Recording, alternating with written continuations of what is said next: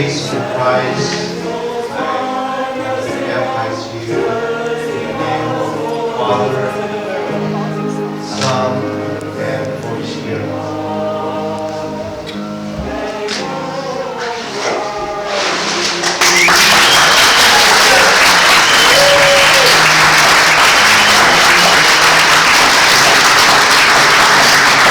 My testimony is three parts. It's my life. The first part is, I call it a fortunate son. It's the first 20 years of my life. I was the first and only son between my parents. They married at a very, very young age after graduating high school in the 1950s. They quickly had two daughters, my older sisters, Donna and Lisa. Soon after that, 1965, they had a beautiful baby boy. And apparently three children wasn't enough, because less than 2 years later, on New Year's Day, 1967, my mom gave birth to twin girls. So that was Julie and Lori. I wasn't even 4 years old and I was already surrounded by girls. Poor me. To make matters more complicated, less than a year later, my parents had divorced. They both quickly remarried. My father met and married my stepmom, who had three daughters. And they soon after had a son, and he was my half-brother Michael. And due to my dad's new family and his very, very demanding business schedule, my relationship with my father suffered quite a bit till my teenage years. My mom's second marriage was a 6.5-year nightmare to an alcoholic whose abuses on my sisters, my mom, and myself were very criminal, to say the least. My mom eventually left this man. She gathered the strength, left him, and she met a wonderful, wonderful man who became my stepfather until he died 38 years later. My story up to this moment may seem kind of sad or maybe a little tragic, but I learned some very valuable lessons growing up with three fathers, two mothers, four sisters, four stepsisters, a half-brother, and a stepbrother. It was through this very huge family that I learned to love, forgive, treat others kindly, and work hard. I was basically a really, really good kid throughout my childhood and my teenage years. I was very happy. I wrote that I was a bit spoiled. No, I was very spoiled. I always held a part-time job from the time I was 13 years old, and I was active in high school sports and student leadership. And I'm proud that in those days I never did drugs, and I very, very rarely gave my parents trouble. I consider myself a fortunate son. And looking back on those early years, I now realize that I had everything that a young man needs, except for the most important thing, and that's a belief in God. That would come very much later, much later in life. And after I graduated high school at age 18, I moved out of my parents' home, I think the next month after I graduated. I got a great job, and then I started smoking cigarettes and marijuana, and I really, truly thought that I was the king of my world, or so I thought. And that's part one. Part two is called 10,950 days, and if you do the math, that's 30 years, 365 days a year. That's the amount of time from the first time to the last time that I used methamphetamine. It was an instant addiction, and it started right around my 20th birthday, and that was in 1985. And hopefully, God willing, it ended February 28th, 2015. That's the last day that I used that drug. And when I say life-changing, I mean that it robbed me of life, and furthermore, and more importantly, it robbed my son, my family, my friends of me. Now, going back to the danger of thinking that you're the king of your world is that you end up living a very selfish and self-centered life, disregarding all of those you've affected with your foolish ways. And in many ways, like mentioned in the Old Testament book of 2 Kings, I did detestable things and was evil in the Lord's sight. In my early 20s, I met a beautiful young lady, or young girl, who knew nothing about my drug use. I got her pregnant, and I abandoned her. I abandoned her to raise my son alone. And for the next 20 years, I lived as what society calls a functional drug addict. My addiction wasn't the typical struggle.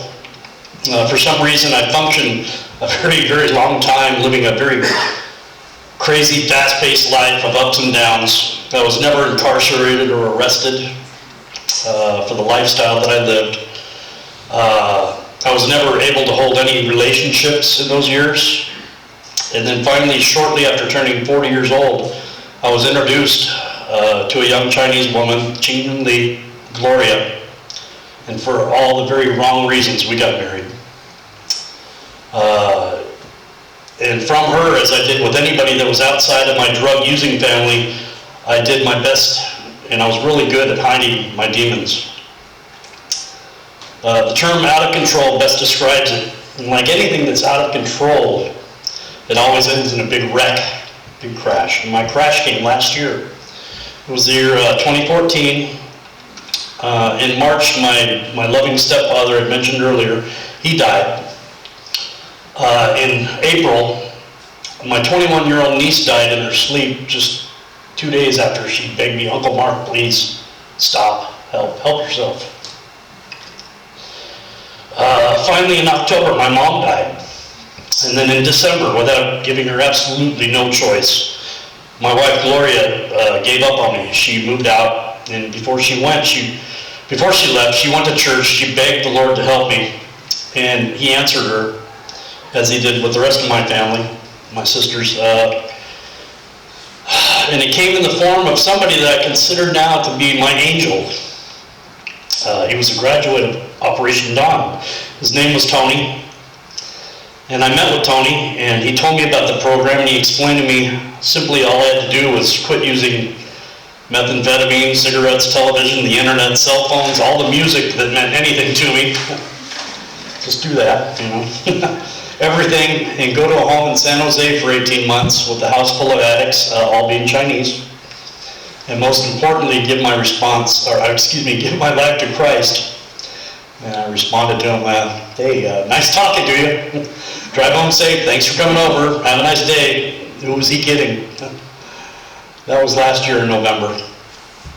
Not long after that, and a couple of days after I'd had a failed reconstruction surgery of my right knee, I was all alone about 2 in the morning, and I got up on crutches to go to the restroom, and I slipped in the bathroom, and I was laying there completely helpless, and I cried out to God, and He answered. I heard a voice that said, "Get up, leave everything behind, go to Operation Dawn." That was the first time I truly, truly heard God's presence. I felt His presence.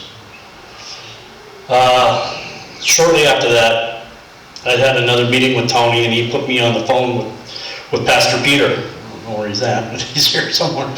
And Pastor Peter on the phone, he said, "Mark, do you believe in God?" And I said, "Well, I'm very sure that about 2,000 years ago there was a man named Jesus running around the world, and he made one heck of a name for himself, but who Jesus' father was, I didn't have any idea at that point."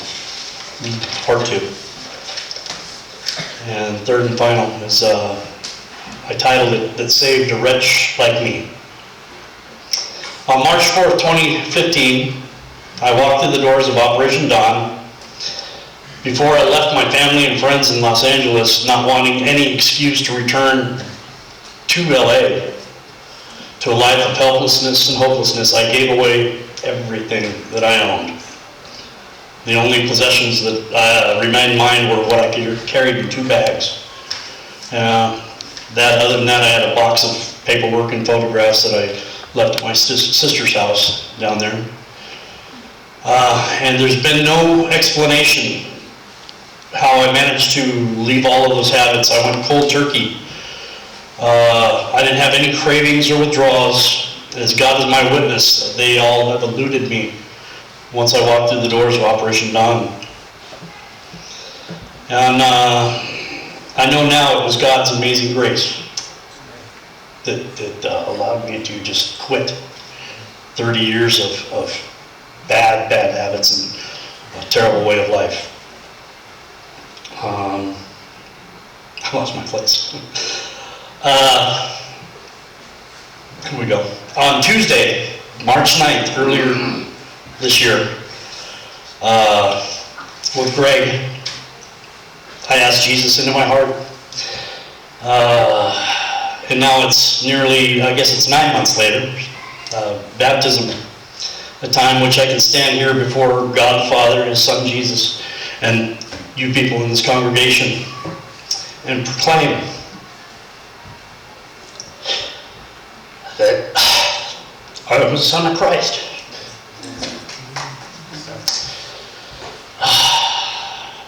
Excuse me. For the first time in 30 years, I can look forward to a bright and hopeful future. One that serves God, not myself.